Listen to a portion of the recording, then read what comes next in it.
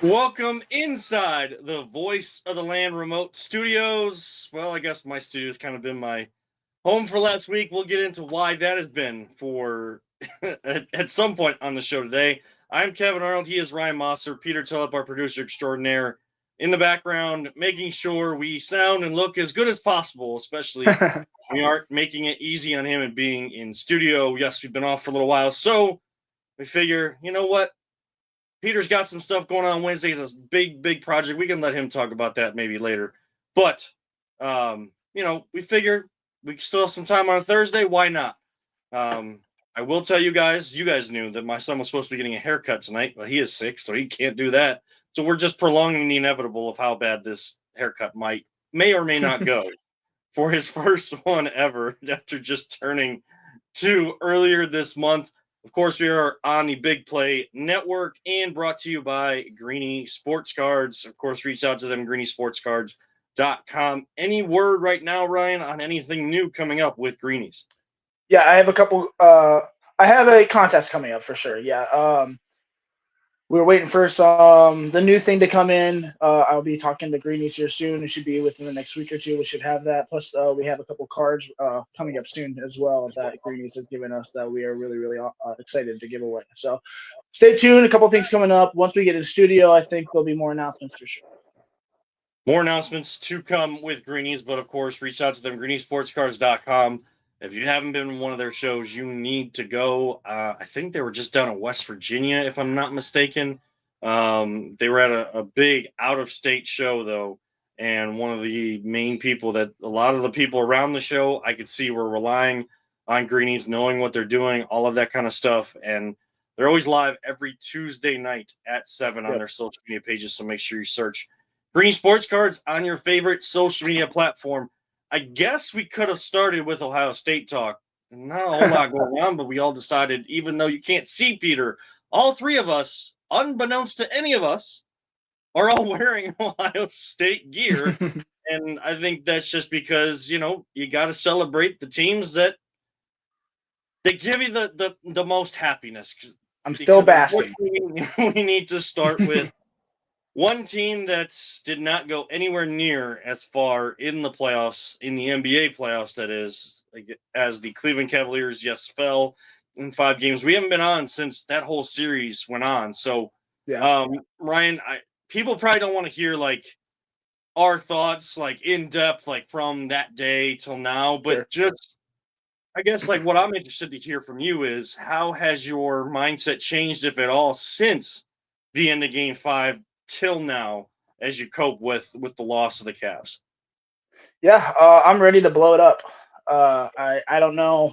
I know a lot of people are saying contract wise that might be pretty difficult. We don't have a lot of wiggle room, but I mean, getting to the second round of the playoffs isn't doing it for me. And I just feel like we got some soft Charmin soft guys around here, and I'm tired of soft guys on this team. Jared Allen, he was great during the regular season, but the regular season doesn't matter. What matters is the playoffs. What matters is championships. And for 2 to 3 years in a row now, you look soft, man. You look like the lights are too bright, or whatever. But you are non-existent. Darius Garland, I love the guy. He was great all the way up until what February, and then he started slumping a little bit, and then he got hurt. I I kind of want to move on from him. I mean, I'm looking to find a superstar to pair with Donovan. I mean, a lot of people are talking, Giannis. I would trade anyone on the team, including Evan Mobley, which that has been talked about on the fan a lot, for Giannis, and package that. And that sucks because I love Evan Mobley, but you know Evan Mobley has not stepped up. Everyone thinks, oh, he might be that guy. He might eventually be the number one on the team. The team might run through him, but we haven't seen it. Yeah, he's getting this accolades, defensive player of the year, and I love that. I love Evan Mobley. He's a fan favorite, but this team is not. We should we should have beat the Pacers. We're better than the Pacers. This is a missed opportunity. The Celtics are out. This could have been another year for Cleveland to have another championship, and we crap the bed again. And I'm tired of crapping the bed. It's not working, and I want it to work.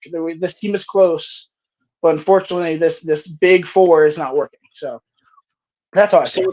what's funny, it's not funny listening to you, but like just when people say that kind of phrase, like what, because you connect with something that someone says, um, that's, it seems like I'm sure the emotion's even more raw right after the game. So if Sure. that came down like that is, um, rightfully so, like you're still in a raw and frustrated spot. And it's odd because that night, like I wish I was doing a show like the next day or that night, like a post Right. game or something, because I had so much that I wanted to release. Like I was just feeling Sure. all of this anger and feeling all this frustration.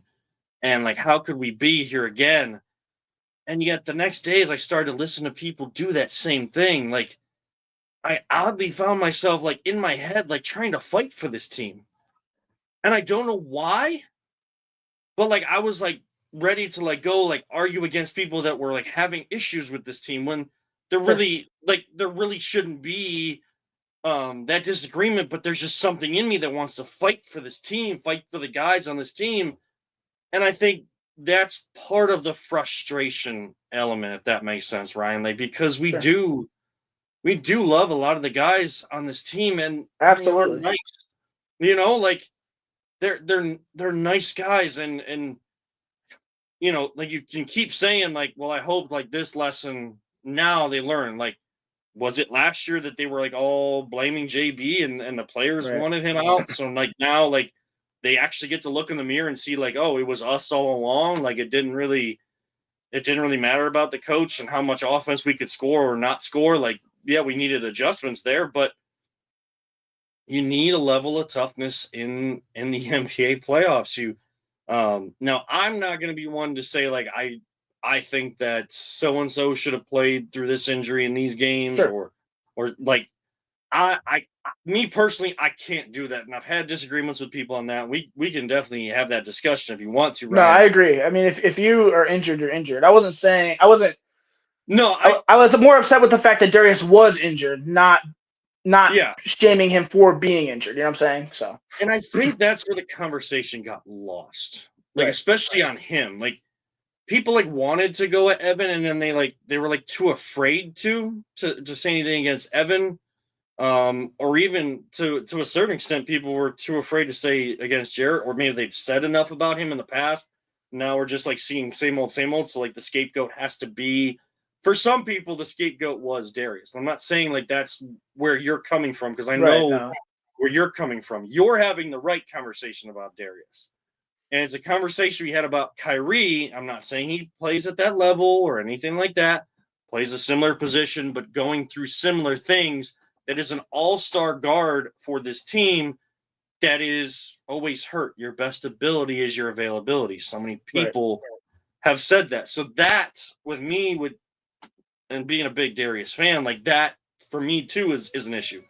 So that was But my like I biggest also, issue going. Sorry, that was my biggest issue going to the season as well, was durability, and I was praying yeah. that they could overcome that, and then it's the same thing over and over again. So, I mean, eventually, are we going to get over that hump? Do we want to sit around and wait and hope, or do we have a small timetable? If there's any moves to be made, we need to be making. That's just Yeah. the fact. That's business. And we'll be completely honest with everybody. Like you may have heard it from others, maybe it'll sink in with us saying it, maybe it won't. It is going to be tough to make moves on this team. Now, Yeah. can you put like one of these bigger pieces in the trade and like the money works out and the second apron, all those regulations even out? Sure, but I don't, the Cavs are not in a position where I think that they're going to be seeking that out. It's going to be just like Andrew Berry said with, like actually it's not like that. Like I think the Cavs will actually listen more than the Browns did with Myles Garrett with some of their core four. If an offer is there and it makes sense. Right. But I can't fully explain the second apron to everybody, but these tiers, these aprons of regulations and where you have to meet with your payroll and fees that you have to pay, I know you can easily say that, Dan Gilbert's going to pay for any fees, overpay, whatever he has to do if a championship window is there, but it's not as easy as it was when LeBron was here and Dan was able to do that Right. because of how the NBA is structured after their latest collective bargaining agreement. So we can have all these fantasy conversations about Evan Mobley straight up for Giannis. Like, would you do it? Would you not? We can have that kind of stuff. Moves like that, I'm just going to say, like, if you guys want to have these conversations, like, I'm talking to you that are paying attention and listening wherever you are, or watching us wherever you are, like, listen to what everybody is saying. We can come up with all these things, and a rumor might come here, a rumor of this team talking to the Cavs, and like, oh, if that team's talking, like, I would love to have this guy or that guy. Like, I think that could add toughness to this team. Just know, like, if it doesn't fit within how they're constricted by the second apron, it's not going to work. That's like the simplest way I can do it. I can't really explain the second apron and all those different rules and regulations much at all. Like, listen to Brian Windhurst. Listen to Chris Haynes, a Chris Fedor, people that are in this every single day and know those things. Like, read what they're saying. If you have to, like, Cleveland.com, Chris Fedor is one of the best. If he's got a subscriber only content, like, pay for it. Read up on all this. Just here to tell people, Ryan, like, second apron is going to make things difficult. But like you were saying, my transition has been, like, I've come to terms with it. I'm not happy with it.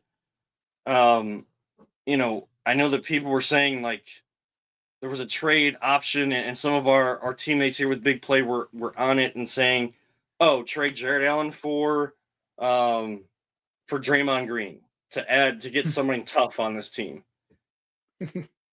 Boy, oh boy, if today was, if we had recorded the day that was all out there, you would be getting a different guy on the show right now, because I would poo-poo every different angle of that. And I agree. None of it would be because I don't like him and the fandom and the rivalry and all of that. There are many other reasons why you don't bring Draymond Green into this, because you're going from one extreme to the other. You're not building toughness. You're going to a guy that's not available to his team in crucial moments, or takes himself out of crucial moments for his team because he actually isn't mentally tough. This team is talking about mental toughness. Draymond Green is not a mentally tough player. Draymond Green is a dirty player. Draymond Green is an idiotic player. Draymond Green can't get the broadside of a barn. Draymond Green will build you a house if you want to. He's going to get all those wide open looks that Isaac Okoro does. It's going to look as bad as Isaac Okoro shooting the basketball, especially now. Not like if this was Draymond in those 4 straight finals appearances, Cavs versus Warriors, you'd think about it a little bit more, because he was playing a little bit smarter. He was shooting the basketball a little bit better. All of it is a sideshow for him, and that is not being mentally tough and building toughness on this team. That does not do that. To me, Draymond Green, that type of player, is not what this team needs. Not interested.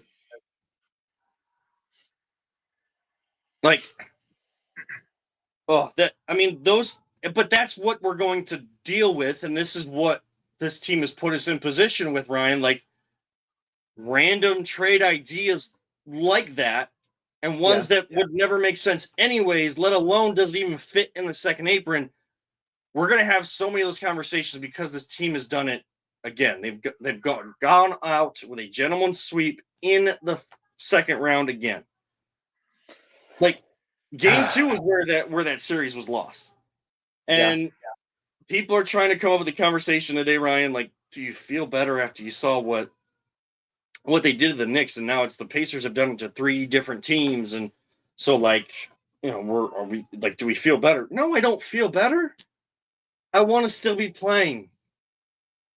Like, I don't need to see Tyrese Halliburton doing a choke slam when he doesn't even know that he didn't win the game, and it, like, immediately sees the ball go through the net, and, like, everybody's loving the choke sign. Like, that's not the Halliburton that I know. That's not the tough dude that I know. Like, he's just trying to get a rise out of Knicks fans, and, like, it felt so forced when Reggie Miller did it, who was on the sideline calling that game. When Reggie Miller did it, like, it meant something, because it came out of, like, this genuine hatred.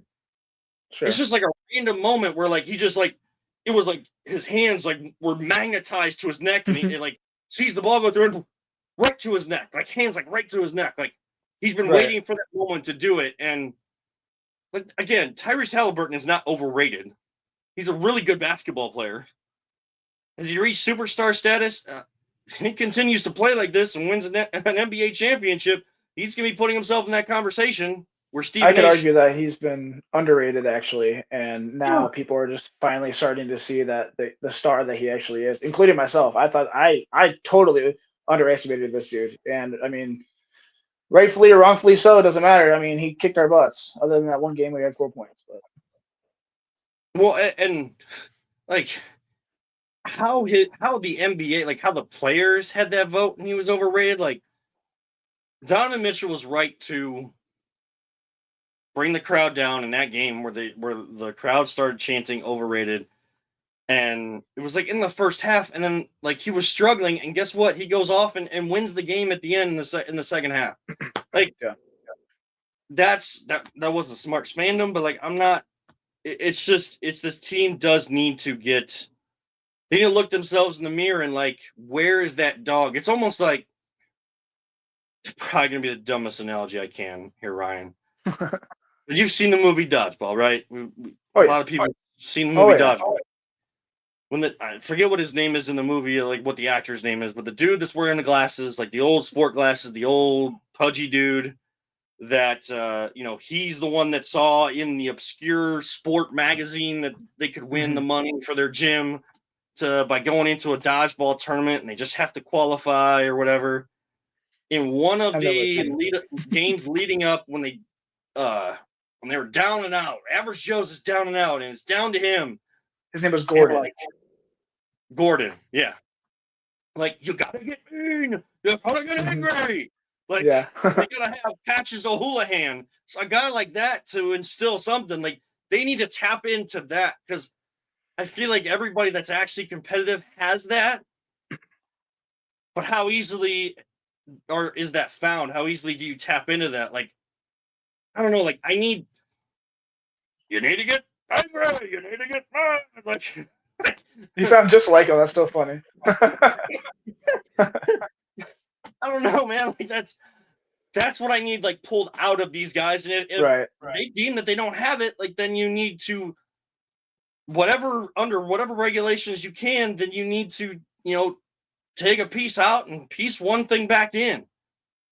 Yeah, I mean, other than Donovan, I just feel like there's not much heart. There's not much anger, tenacity. There's no moxie. There's no spunk. I don't know what you want to spark. I don't know what you want to call it. But Donovan's out there literally playing till he's gassed out, and everyone else is just like, laying and like not playing defense, and it's bullcrap. And you see Halliburton and these other guys out there, and they're just like they are playing how the Cavs played during the regular season. Like, you never count them out, and no matter what, they're just going to keep coming. And unfortunately, the Cavs, like, they don't have those guys right now. We need more guys than that. Donovan can't do it all. Clearly, he gets gassed after game 2 or 3, and I don't blame it. I mean, he's doing everything he can.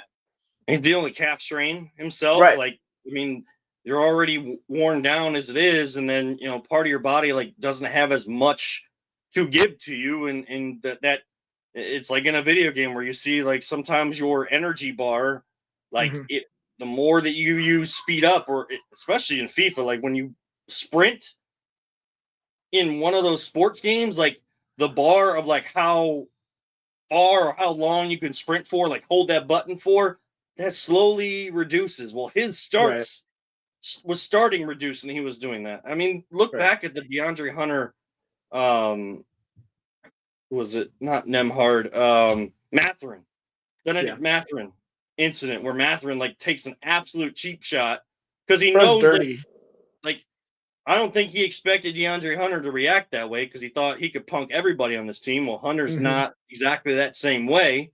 You needed more on a Hunter, but he wasn't going to be punked. And then you see everybody, like, guys start to run over, but like it's all more like, oh, peace and love, guys, peace and love.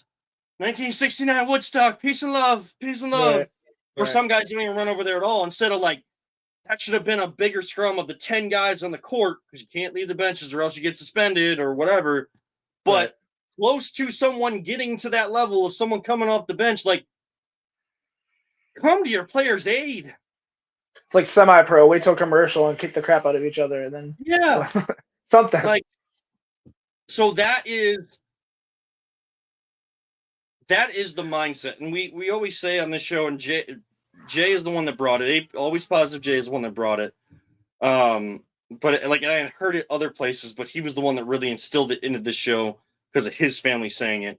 Don't talk about it, be about it. And we always say that about the Browns, Ryan, because we hear a lot of what we want to hear, but we don't see any action on the court. And it's starting to get to a point where like what you hear from them isn't how they act. And now no one's going to enjoy the regular season next year. No one's going to enjoy the first round of the playoffs. Like everybody is going to wait until the beginning of May, where the second round of the NBA playoff starts, to then start judging and watching this team. Am I going to be one of the weird ones, one of the few that's enjoying the regular season, getting into every game and having all that kind of fun, like seeing those fun moments between the team? Sure, but I'm weird. Everybody knows it.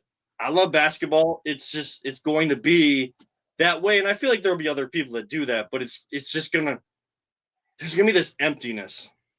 As you search for others to feel the same way, I'm going to feel an emptiness as a fan, because as much as I'm getting into individual games, a lot of the talk is like, oh, well, they beat up on that team by 32, but look, they can't do it in the playoffs, so like it doesn't really matter. Like everything is going to feel empty, and but getting to the don't talk about it, be about it. I haven't fully released the rope on not listening to them. I haven't stopped listening to the Cavs. Okay. Right. I don't know how you feel about it, but like when they were talking in their post-season interviews, post-game interview after Game 5, and then the next day locker clean out, like there was part of me that like believed that they were like all saying the right thing, the same thing, and that like you're gonna write us off, and that's fine. Like we have to be the ones that come back and show it, or else we're not gonna be here. Like they all have that understanding, and they've shown enough success over the years that, again, little things that they were saying and all saying the same thing. And Max Strus, I'm not pounding on the guy. Like we'll get to that in a second, but like Max Strus, Donovan, Darius. They may not have said it exactly the way that everybody wanted them to say it, but they're all saying the same thing. Got to look in the mirror and figure out a way to get tougher. I don't care, because I've seen that the last 2 years. I mean, how long does it take to look in the mirror and get tougher? I'm not saying the whole team's not tough, but there are individuals on this team who have really big contracts who are soft.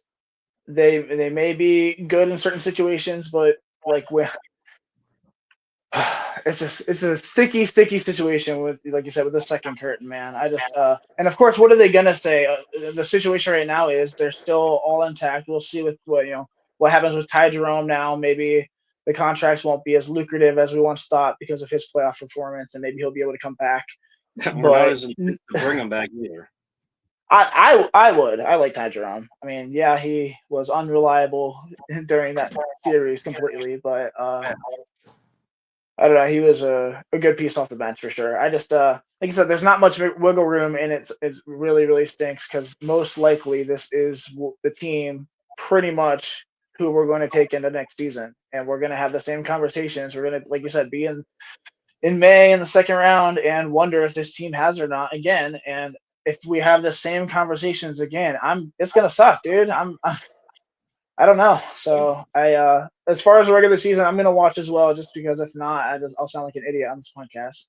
But otherwise, I don't have a ton of interest. I mean, maybe if they go on the streaks again, and the Cavalanche and all this stuff happens again. But right now, it stinks. And I have other teams who are champions, and I'm still basking. The Ohio State's still a national championship. I feel great about that, and I would rather focus my fandom elsewhere right now. So. Yeah, it's tough. And again, like they're all gonna catch flack. Like we're gonna hear the story about Max Strus, like we just mentioned him. We're gonna hear that be brought up multiple times, even when games start up again in October. Like we're gonna hear Well, this guy texted his group like, if you don't, So you fun. don't care, don't show up. Look, I don't give him as much crap as everybody else does. Like you can't go over from the floor. That's Yeah, that's unacceptable. the thing. Yeah. But who was one of the only guys when it was the games against Miami where Max Strus is saying like they didn't, they weren't like locked in like they should be for the playoffs because it was such a cakewalk. Like he is seeing that amongst his team. Who's the one diving on the floor? Who's trying to give as much effort as he can, whatever, whatever you call him as a defender. Like there were more great moments from Max Strus than that one complete dud from But Max Strus. No. that's the problem, because when your leader, the guy who's vocal, the guy sending the text, is not even in the core four, is your fifth guy, maybe your sixth guy, debatable. That's a problem. The leadership in the room is one thing. I mean, Donovan can't do it all himself, and as vocal as Donovan may be, you still have Max Strus sending those texts, getting dogged on for going 0 for 9, and now we're questioning, is he the leader in the locker room? Is he the voice? Because if he's the voice, that's a problem. Yeah. Like So again, this is the deepest soul search that anybody ever has to do, and yeah. it's frustrating. And like I said, with the dodgeball comparison, like any competitor, like we all try to be nice people and good people. Like there are people that aren't, and we know that in this world. There are people that Yeah. just aren't good people.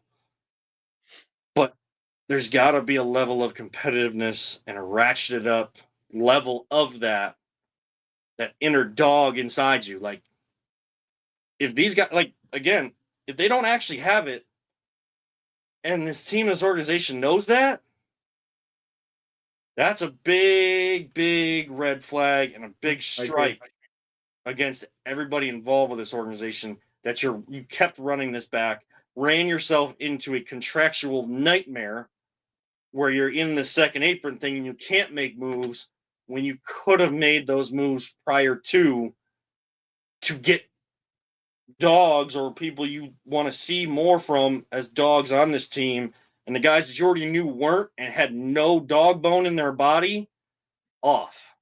Yeah. And that's really,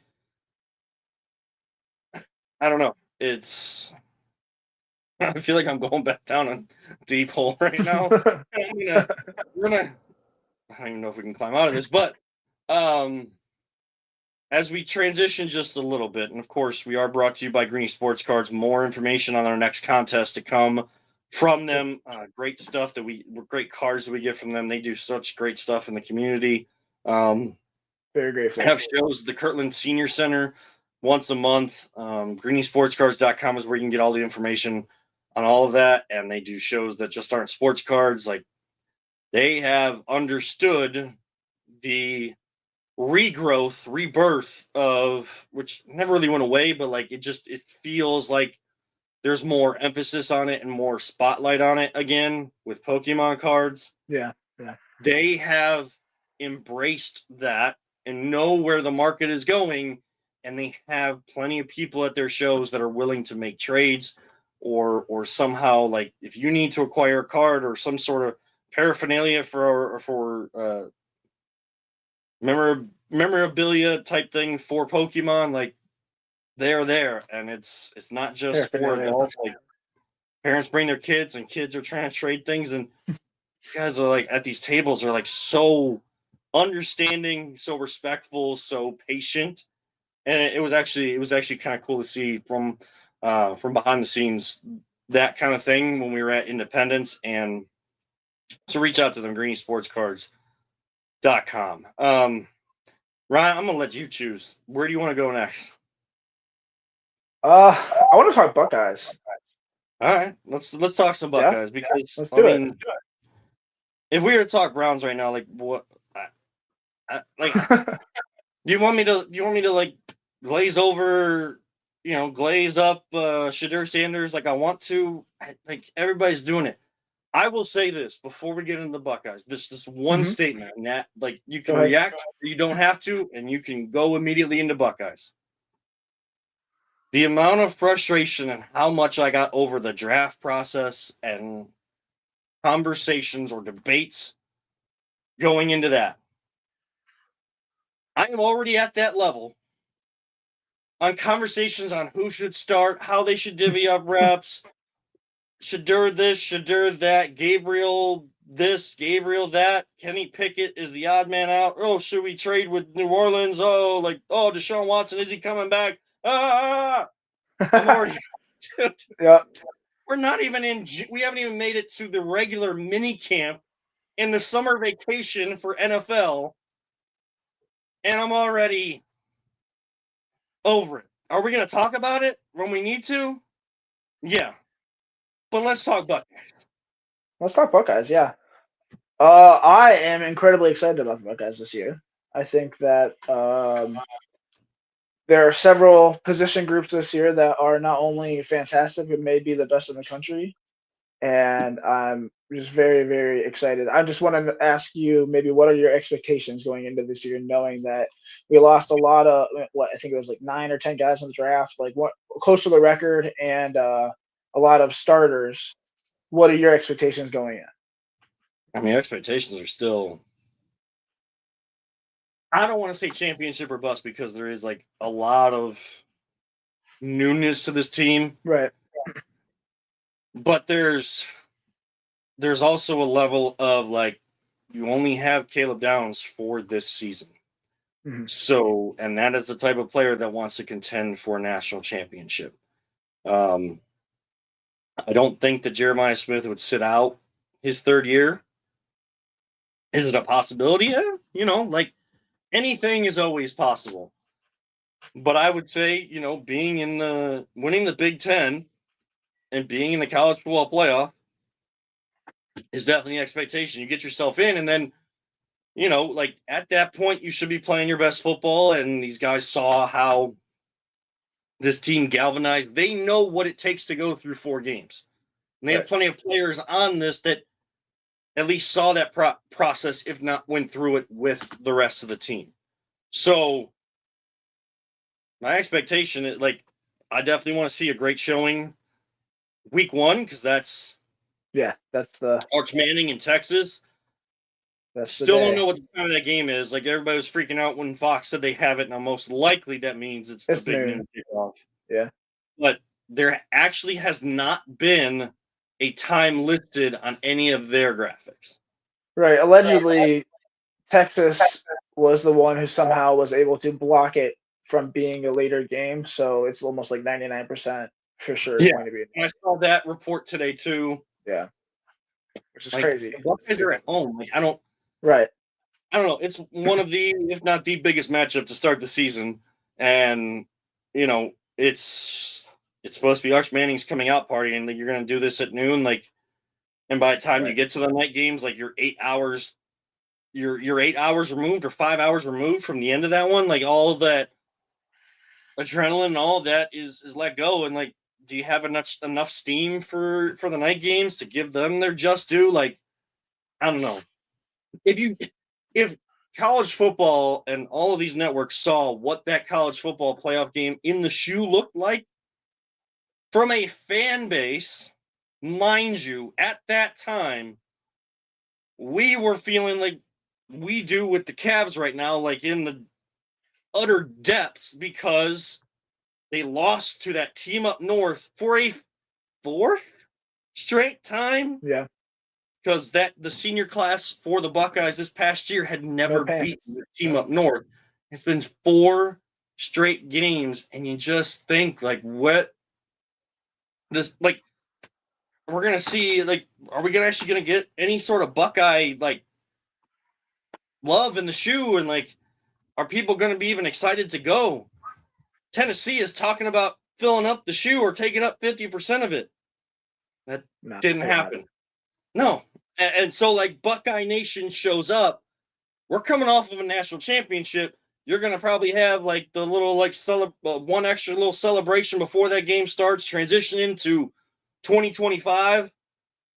They're going to show up, and that, like, night atmosphere would just be You want television, you want money. Yeah. Like NCAA is trying to mimic the NFL and being all about spotlight and money. I don't know. That to me that game should be at night, but I do expect I can see them losing one game this year, but it better not be the last one, and you better make it into the Big Ten title game this year. Yeah. I mean, my expectations are probably through the roof, to be honest. I think that I don't know. I just look at like I said, each positional group is. I think this tight end group is probably the best Ohio State's ever seen. I think we're going to have the best tight end in the country this year. He was a transfer out of Purdue, Max Clare. He's from Cincinnati, and he's just going to be a beast. And then just Will Kazmarek is allegedly the best blocking tight end in the world. They said the best they've ever seen. So I mean that's insane. Bennett Christian, Jelani Thurman, it's crazy, crazy good. And then the linebacker group with Sonny Styles coming back and Alvaro Reese looking like JOK as going into his junior year with guys like Peyton Pierce, who was Laurinaitis' first recruit, just is a former wrestler, and I love my former wrestlers. This guy's super smart. They're saying I think that he'll be the first guy. Probably when Downs is gone, he'll be like the quarterback of the defense. He's a really, really high IQ guy. Obviously, the corners coming in with Iggy back and Jermaine Matthews, and then Devin Brown, who is one of the best prospects I've ever seen. I think he's the third best recruit coming in as a freshman. He's just going to have so much playing time, and he's going to be first round talent. He's so incredible. I'm so excited for this guy. And then Aaron Scott as well, another guy to Cleveland, 5-star. Not even talking about the receivers or our offensive line got so much better. I haven't learned the names yet, but a guy at Rice who's really good, and also a guy out of Minnesota. The only question right now is probably defensive tackle and defensive line in general, just in depth, or just guys who's going to step up, because we've had such anchors who both got drafted. Now we'll just have to figure out either Katie McDonald, a couple other guys. But I mean, it all comes down to me for Matt Patricia and his defense. If it all can come together, which I mean, every report is saying how incredible it's been and how it just is unlocked more and more. I know that Patricia likes to have more linebackers out there, and obviously Larry Johnson likes to have his defensive ends out there. So we'll see how they go about having that defensive front. I think personnel-wise, it makes sense they'll have more linebackers out there, just because if our defensive line is a little weaker, just to help it out, and that's Patricia's specialty. So defense, Patricia and Julian Sayin or Lincoln Keyholes. I think it'll be Sayin, and I think Sayin is going to. I mean, right now he's fourth in the odds for Heisman winner. So I mean, obviously Vegas thinks that he's going to be the starter too, and this kid zips the ball. My expectations are really high. I think. I'm not gonna talk about Texas and that blah blah blah. We'll see. I'll probably talk crap game day and talk about how I think we're gonna stomp them, just because I like to react. I know you don't like to tweet on game day, but I love it. So I don't know. I'm really excited. I think just health and durability is key, but I think, like I said, our almost every single position is one of the best positions in the country. So obviously a little biases in there, but I watch a lot of film. So. Matt Patricia would be smart to lean on Larry Johnson, especially early on in the season, because Larry Johnson knows the guys on that defensive front and who he feels like is going to be the next to step up. And we saw a guy that was hell bent on doing what he felt like was the best thing all the time, and Jim Knowles, and we're just going to attack with four. We're just going to attack with four. Mm-hmm. And I thought that. With Ryan Day giving up the play calling last year, everybody, questioned it. Was it going to work? Is it not? Of course, you had someone in Chip Kelly who's not here anymore, being that guy you can rely on, because he's been a head coach in the NFL level. He's called plays. You can rely on that. It allowed Ryan Day to be the CEO of the team. Mm-hmm. And that's what you want your head coach to be. Great. Some people are happy. Some people aren't. That Stefanski is taking back play calling this season. Now that he's calling like what his offense was, and not calling from an offensive sheet that they tried to just gel into just one guy on the team when you had 52 others. Right. Idiotic in itself, but we don't need to dwell on all of that. But I don't know if Stefanski adjusted as well to being the CEO like Ryan Day did at Ohio State. Because after that Oregon game, and this could be, I know that money was a big factor for Jim Knowles, but one of the factors probably was that I don't know that it sat as well with him. Those Oh, for tough, sure. deep conversations between him, Ryan Day, and everything. And Ryan Day, it has been reported multiple times that Ryan Day was the one that said, we need to change. We need Mhm. to find a way to generate pressure constantly, not just with the front four. We need different looks. We need to involve the linebacking core. We need to have a safety blitz or a corner blitz. We can't just, you know, it's insane to just keep doing the same thing over and over again, expecting different results, and Right. it was not happening. That's not a slight at Jack Sawyer. That's not a slight at JTT. They deserve to go in the draft. I thought Sawyer should have gone higher than he did. Does it suck that him Agreed. and Howard went to Pittsburgh? Mhm. Absolutely. But, you know, I think they're always going to be Buckeyes, like get over that. As long as they don't continue the great lineage of the Steelers, like they can be great college players and be known as that. They'll be legends in Columbus for the rest of their lives. They'll never have to buy a drink in Columbus ever again. That's for sure. Yeah. But so it's not to take a shot at those guys. Like they were NFL talents, but it became so predictable.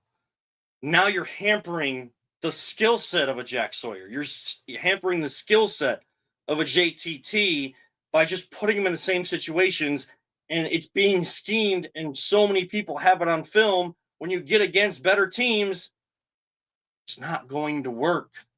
It's just not going to work. It can work against Akron all you want.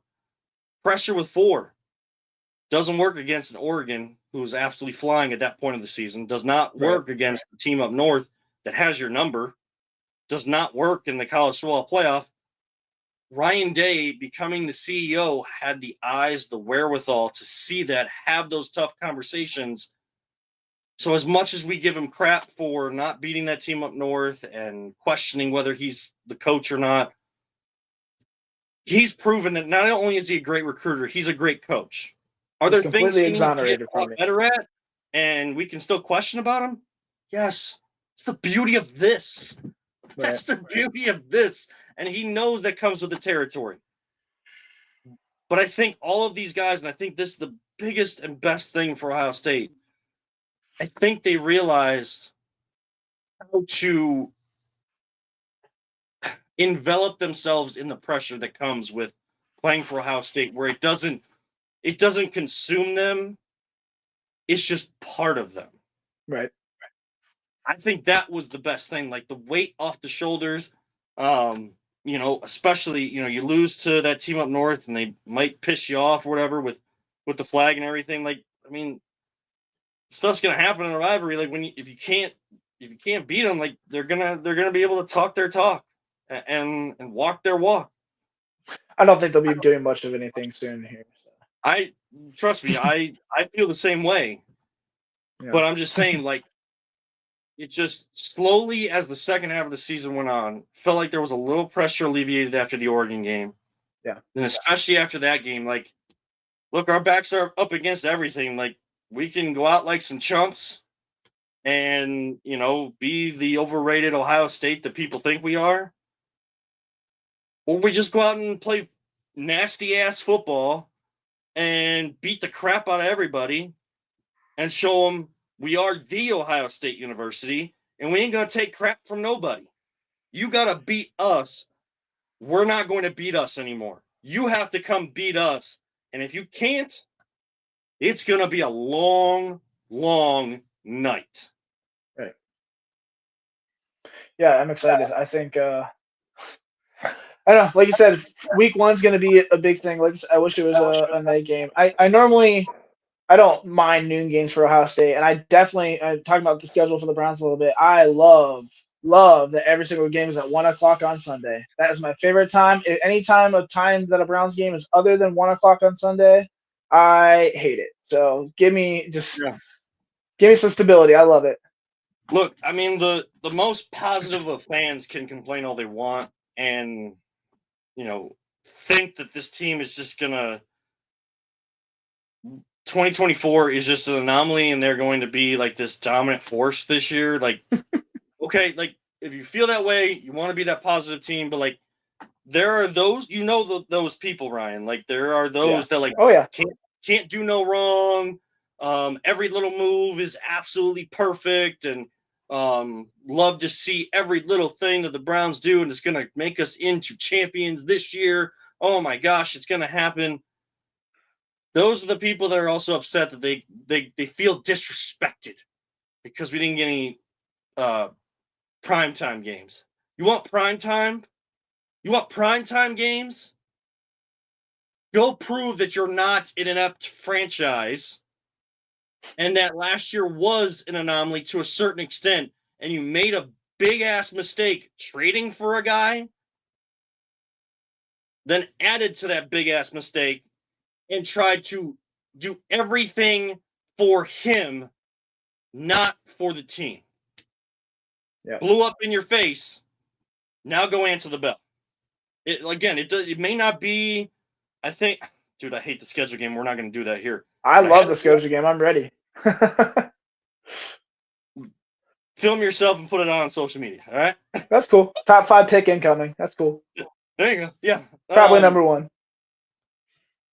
Like it's probably going to be below 500 this year, but there needs to be signs that what you are doing and the culture that you were trying to establish is still in there, and you can actually develop young talent.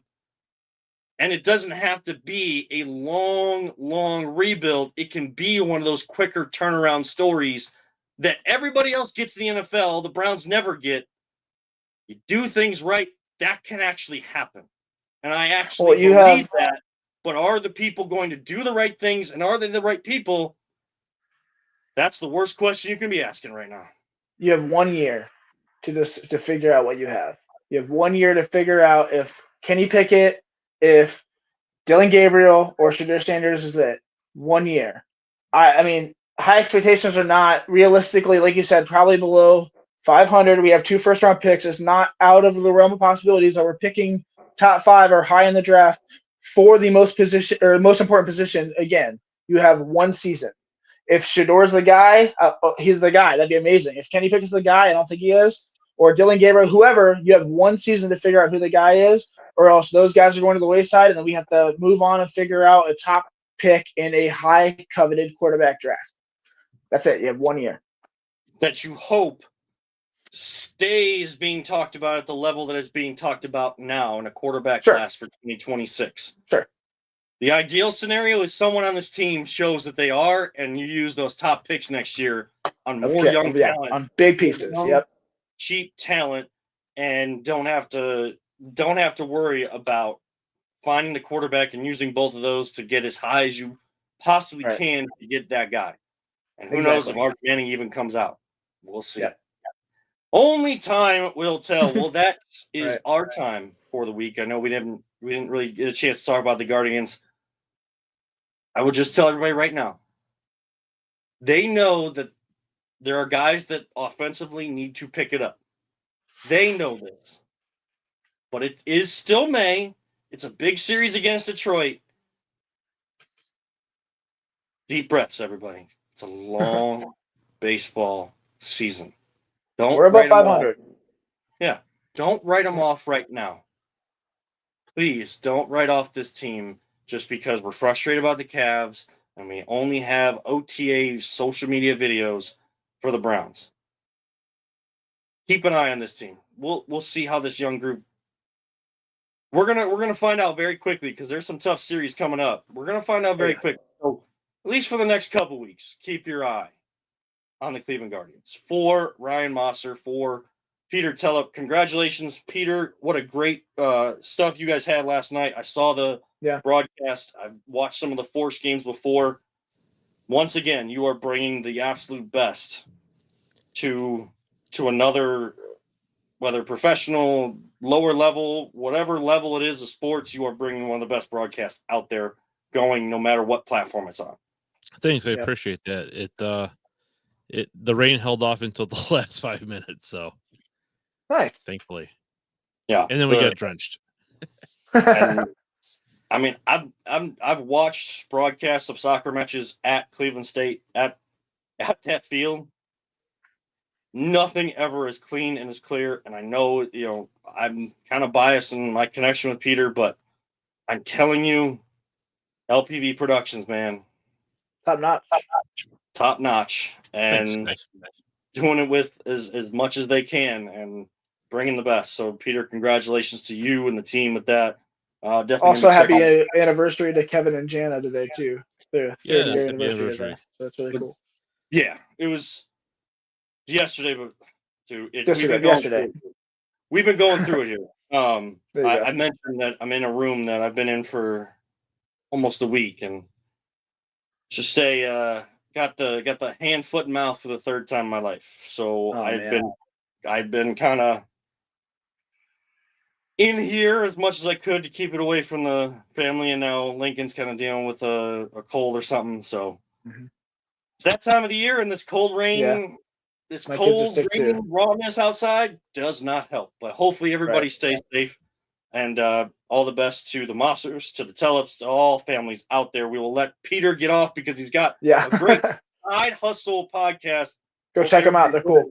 At Cleveland Scene, for one of the best podcasts going in Cleveland. We congratulate those guys for even being nominated, and hopefully they win with Anthony Alford and Kyle Cornell. For Ryan Mosser and Peter Tulip, I'm Kevin Earl. Don't let anyone ever tell you it's just a game. We truly love you all. 3,000. Thank you to Greeny Sports Cards. Don't talk about it. Be about it. Ryan? If you can dodge a wrench, you can dodge a ball. You're gonna get mean. And live life, all gas, no brakes. We'll see you next time right here on the Voice of the Land on the Big Play Network, brought to you by Greeny Sports Cards.